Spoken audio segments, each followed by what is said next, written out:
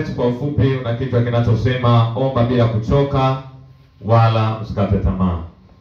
Omba bila kuchoka wala usikate tamaa. Na maandiko tuliyoyasoma na kuyatazama katika Injili ya Luka mtakatifu sura ya 14 kuanzia mstari wa 1 mpaka wa 8 unazungumza kisa kimoja. Biblia inasema alikuwepo kadhi dhalimu katika mji fulani. Na Biblia inasema alikuwepo pia na mwanamke mjane ambaye alikuwa akimwendea yule kadhi. Akimwendea. Kwa hakumwendea mara moja, ila alikuwa anamwendea mara kwa mara. Na ombi lake alikuwa anataka yule kadhi asimamie haki yake na mdeni wake ili aweze kupata haki yake. Mungu atusaidie. Maandiko yanasema yule kadhi alikuwa kwanza hamchi Mungu, alafu wajali watu. Mungu atusaidie. Kwa hiyo yule kadhi Biblia imeambatanisha sifa zake. Na haya ni maneno aliyoyasema Bwana Yesu mwenyewe, au ni mfano aliyozungumza Yesu mwenyewe. Anasema huyu kadhi kwanza alikuwa ni dhalimu, na alikuwa hamchi Mungu wala hajali watu. Kwa hiyo habari ya kiroho hakuwa na hofu ya Mungu, lakini pia hata ubinadamu wa kawaida hakuwa nao. Kwenye jamii zetu tunazoishi leo, hata kama mtu akiwa hana hofu ya Mungu, lakini kuna mazingira ya ubinadamu tasema anaweza akasimama nayo vizuri. Bwana Yesu asifiwe. Au mwingine hata kama kwa desturi yake hana kawaida ya kuishi na watu vizuri, lakini kama amemjua Mungu, basi ile nguvu ya Mungu itamfundisha namna ya kuishi na watu, si ndio? Lakini huyu kadhi dhalimu, Biblia inasema sifa zote mbili hakuwa nazo. Sifa ya kumcha Mungu hakuwa nayo, na sifa ya kuwajali watu hakuwa nayo. Lakini pamoja na huyu kadhi kutokujali watu na kumcha Mungu, na sifa zake kufahamika na kujulikana katika jamii, hilo halikumtisha wala kumwogopesha yule mama aliyekuwa anamwendea mara kwa mara, tena na tena, kila wakati akitaka apewe haki yake na mdeni wake. Yeye alimwendea tu. Sema hata kama humchi Mungu wala haujali watu, mimi nitakujia tu. Mungu atusaidie. Mstari ule wa 4 unasema naye kwa muda alikataa. Kwa hiyo pia yule kadhi alikuwa anasimama, au niseme anasimamia msimamo wake wa kutokumcha Mungu wala kujali watu, kwa maana ya kuwahurumia, kuwapa haki zao, kuwasikiliza. Kwa hiyo akasema mimi unitishi kwa lolote, wewe nenda.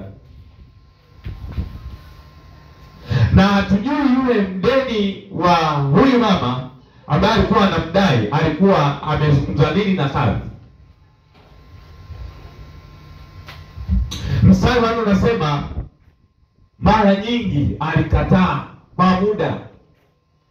Naye kwa muda alikataa. Lakini yule mama alikuwa akimwendea. Ameenda mara moja, yule kadhi amekataa sikupi. Ameenda mara 2, bwana niache niko busy. Yule mama kaudi mara ya 3, bwana nina majukumu ya kiofisi. Kaudi mara ya 4, nina watu wengine nazungumza nao. Kaudi mara ya 5, hebu njoo kesho asubuhi. Kaja kesho asubuhi, njoo jioni. Kaudi jioni. Biblia inasema kwa muda alikataa. Mstari wa 4 unaendelea kusema, unasema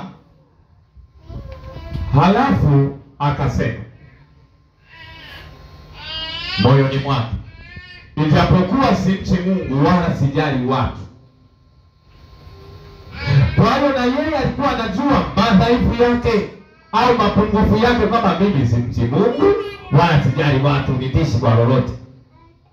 Mungu atuhurumie. Hapo ni Yesu anazungumza. anamnukuu huyu kadhi alivyokuwa na maisha yake. Na hapa kadhi ndiye anajisemea mwenyewe. Kwa kadhi mwenyewe anakiri kwamba hamchi Mungu na hajali watu. Yaani ni kadhi mwenyewe.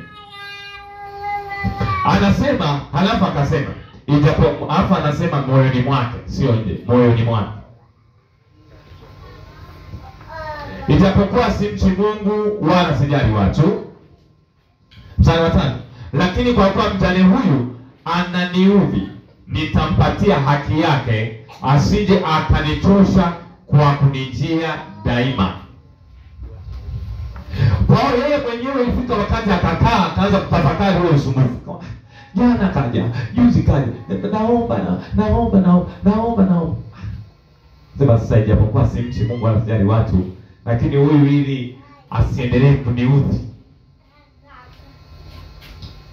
nitaenda nimpatie haki yake, asije akanichosha kwa kunijia daima. Yesu sasa anawageukia wanafunzi wake, anasema, Bwana akasema, sikilizeni asemavyo yule kadhi dhalimu. Anaambia, jamani, mmemsikia kadhi dhalimu alivyosema? Wakasema kweli. Sasa Yesu anawaambia mstari wa 7, na Mungu je?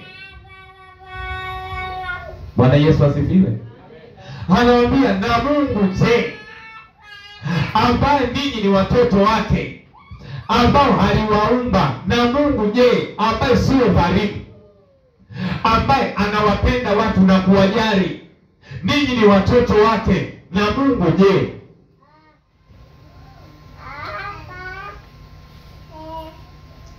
Yesu anasema, na Mungu je, hata wapatia haki wateule wake wanaomlilia mchana na nini? Kumbe hicho sio kuwa mteule, bado una wajibu wa kumlilia mchana. Na anaposema kumlilia anamaanisha maombi. Yule mjana alikuwa anamwendea, anataka haki yake. Sisi tunamwendea kwa maombi. Alafu anasema mchana na usiku. Na anayefanya hivi sio mtu tu mataifa, mteule ambaye ni wewe uliye hapa. Bwana Yesu asifiwe. Anasema, na Mungu je, hata wapatia haki wateule wake wanaomlilia mchana na usiku, naye ni mvumilivu kwao. Nawaambia, atawapatia haki upesi. Mwisho anasema, lakini Mwana wa Adamu atakapokuja ataikuta imani duniani?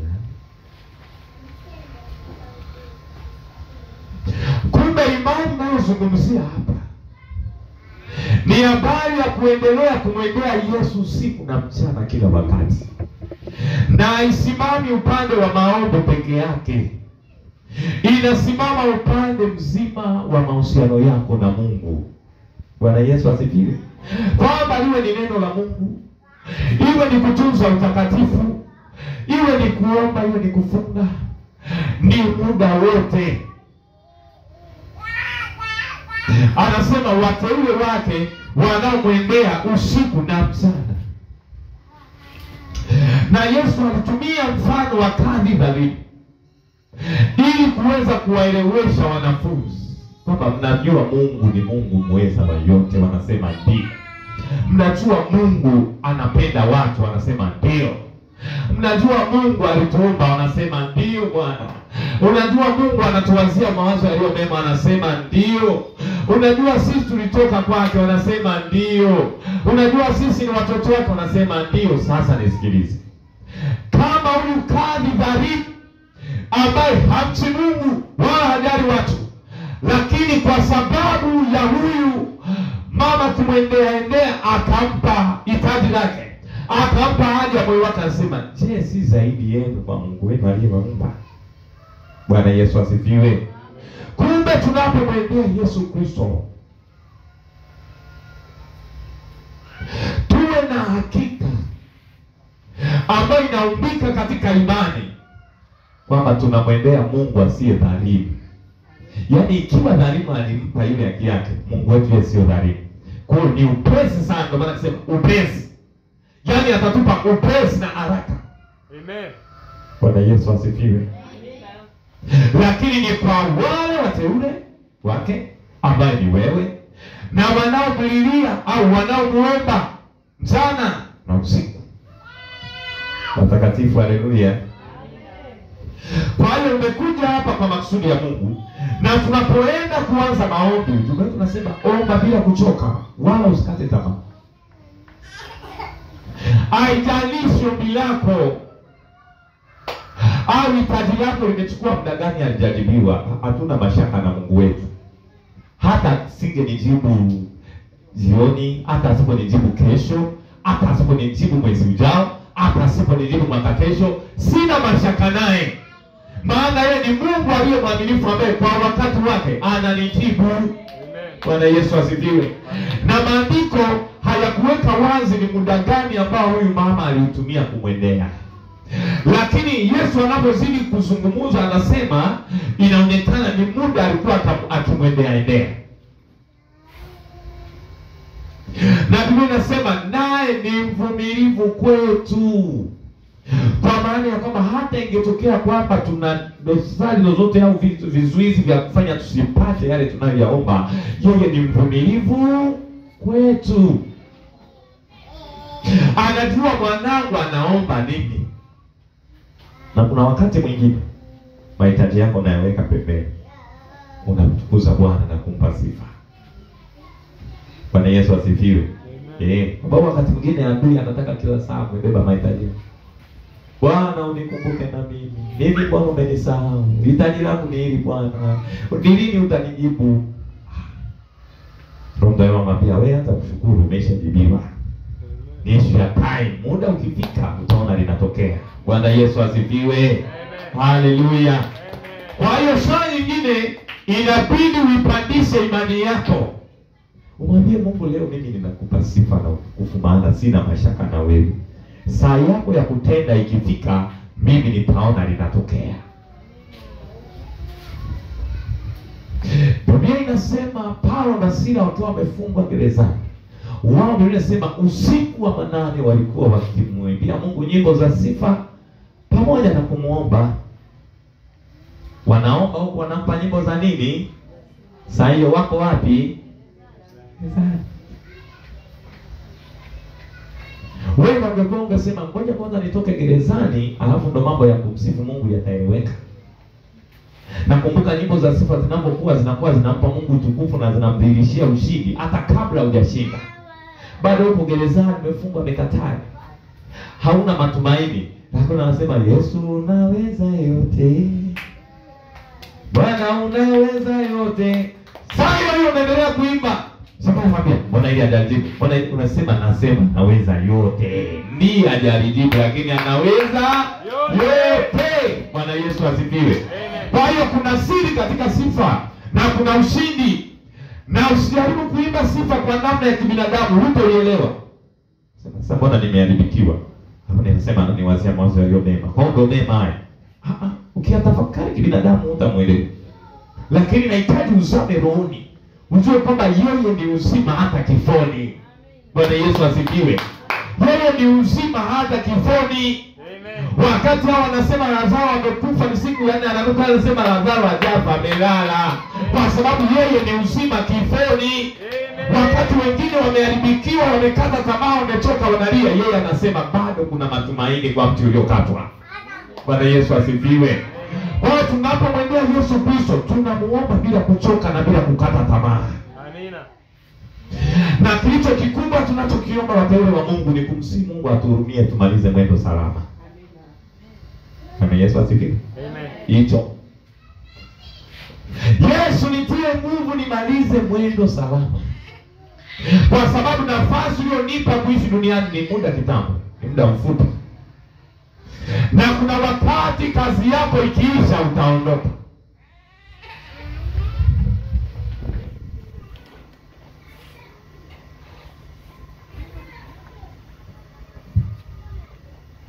Ni sawa na watu waliopewa sehemu ya kulima.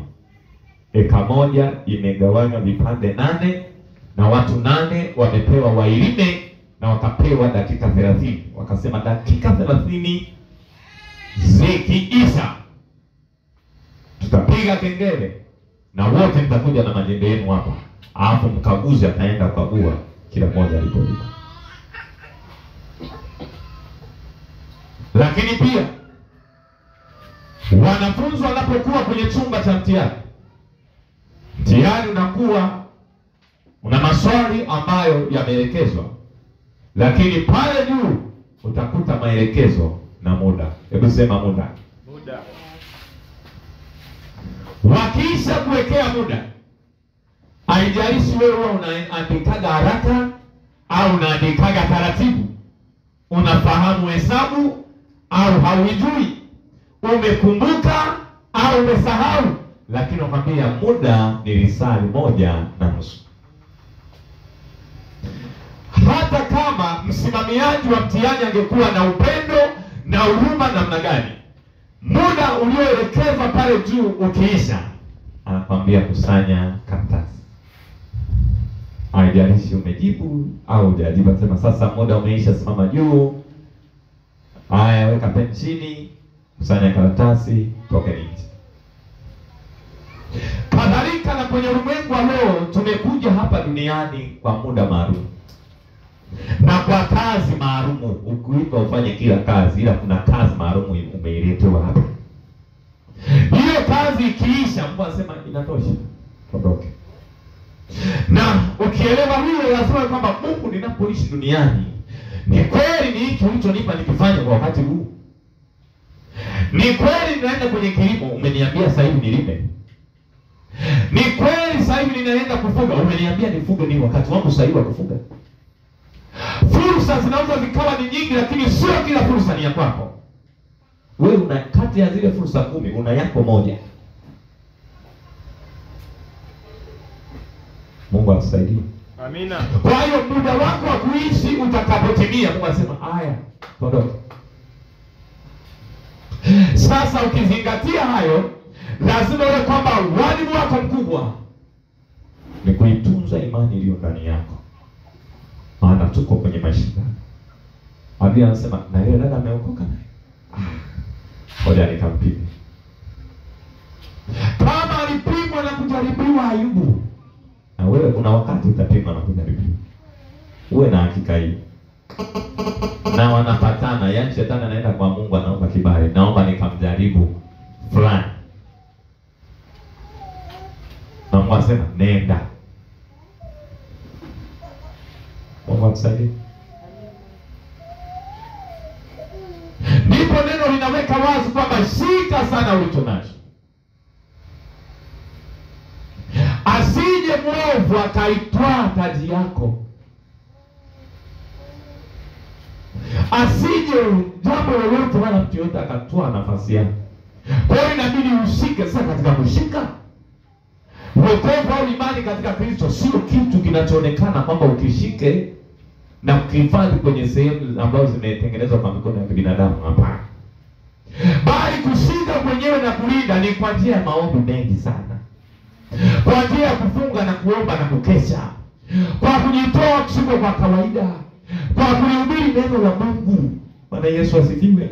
Namna unapozidi kusimama kwenye nafasi yako kwenye utumishi, ndivyo unakuwa unazidi kuwa shahidi wa Kristo. Amen. Amen. Yesu anasema nanyi mtakuwa mashahidi wangu. Kwa hiyo vile unaendelea kuwa shahidi kwa kutetea injili ya Yesu na kufikisha habari njema kwa mataifa, saa hiyo pia na wewe unajilinda ili uzidi kuwa imara. Amina. Tunaomba bila kukata tamaa na bila kuchoka, kwa sababu kama huyu mwanamke mjane angemwendea akaomba mara moja au mara mbili akanyamaza, it means asingepata matokeo ya kila alichokuwa anaomba. Lakini Bwana Yesu anatutazamisha kwa upana kwamba ikiwa huyu mwenye dhambi amewapatia hao wanavyoviomba, na katika Mathayo 7:7 anazungumza, anasema ikiwa baba zenu walio waovu wenye dhambi wanajua kuwapa watoto wao vitu vizuri vinavyopendeza, anasema je, si zaidi ya baba yenu aliye mbinguni kuwapa ninyi mnayomuomba? Ndugu yangu uliyeokoka, usiwe na mashaka leo. Unapoenda mbele za Mungu usiwe na mashaka. Cha msingi, simama imara ndani yako ukiwa umezivaa zile silaha za Waefeso 6. Sawa kweli, imani, neno la Mungu, maombi, haki.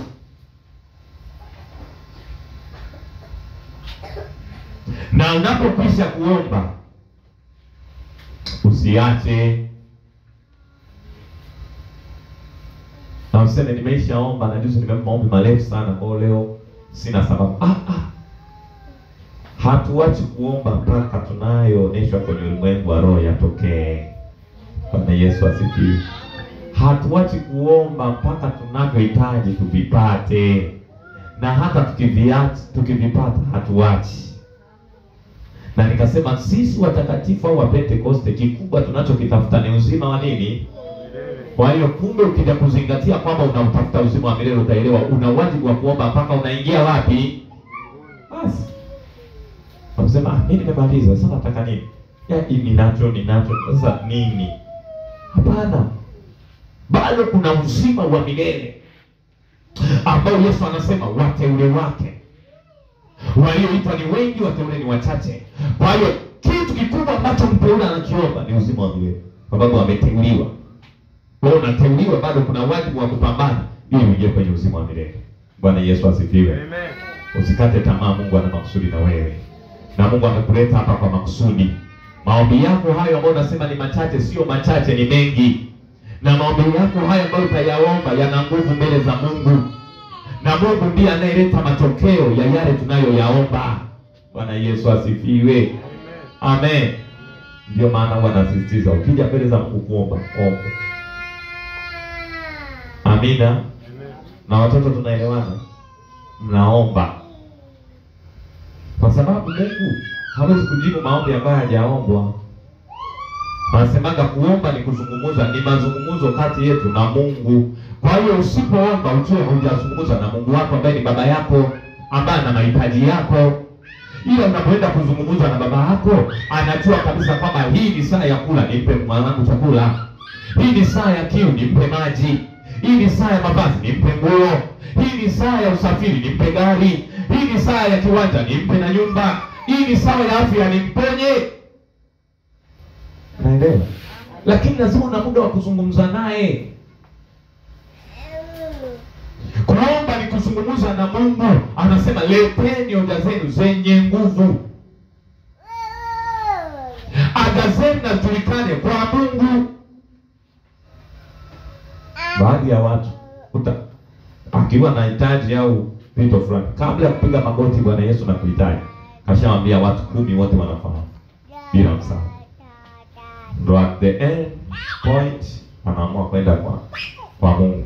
Ninahitaji fulani, nishaomba watu wote hawanisaidii, hawanisikii. Kwa hiyo naomba uniombee, labda Mungu ndiye anakutendea. Lakini Mungu alitamani uanze naye mwanzoni. Yule mwenye imani anaanza na Mungu, afu wengine wanafuata. Bwana Yesu asifiwe. Na Mungu ameshasema chukua, nimekupa. Yaani amekupa.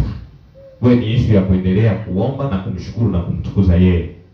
Ni jambo la wakati utimie ili Mungu aweze kudhihirisha kile alichokupatia. Amen. Tusimame juu ili tuende sasa tuanze maombi yetu. Tutaanza kwa utakaso, tutaombea kanisa, utaombea uzao wako. Wengine wanasema mimi sijazaa, sawa, lakini unatarajia kuzaa. Au kuna watoto wa ndugu yako, kuna watoto wa kimwili, kuna watoto wa kiroho, waombe neema ya Mungu izidi kustawi. Na tutaomba kwa ajili ya ibada ya Jumapili na rehema za Mungu zizidi kuwa juu yetu. Amina. Amen. Amen. Ngoja tumwabudu Mungu baada ya kuendelea.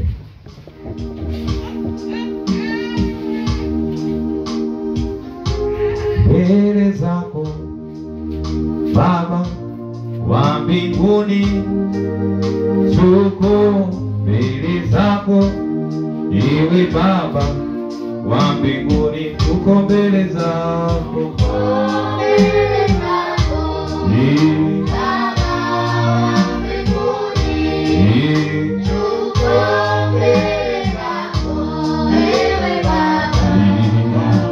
Baba tuko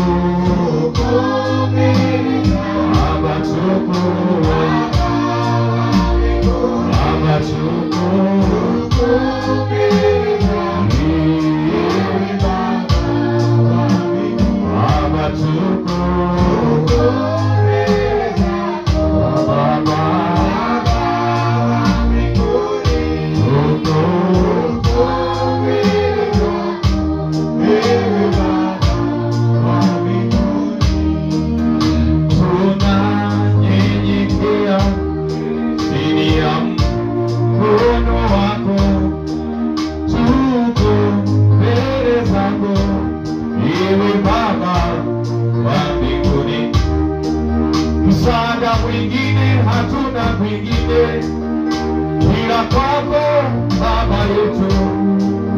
Tuko mbele zako ewe Baba wa mbinguni, tuko mbele zako ewe Baba wa mbinguni, tuko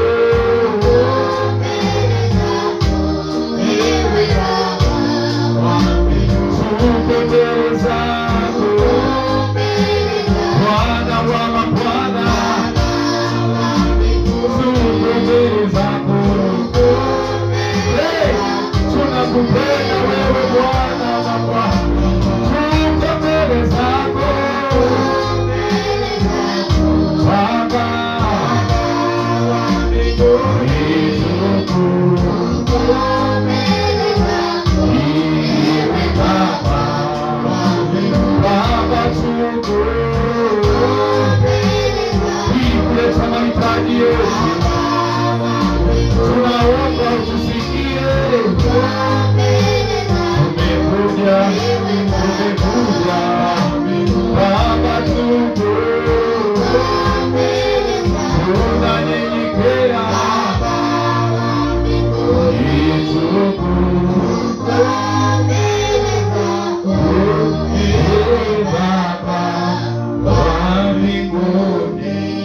nenda mbele za Bwana kwa kuomba toba na rehema mbele zake. Mwambie Bwana Yesu, niko mbele